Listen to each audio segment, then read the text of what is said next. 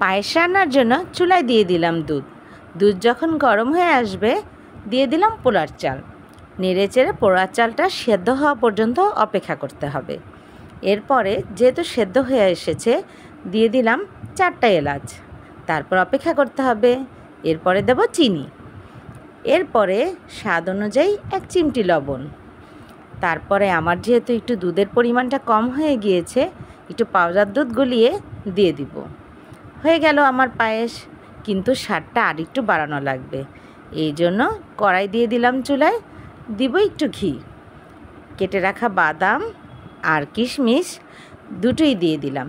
যেহেতু ফ্রিজে ছিল তাই এগুলো সুন্দর মতো ভেজে একটা ফ্লেভারফুল হওয়ার জন্য অপেক্ষা করব।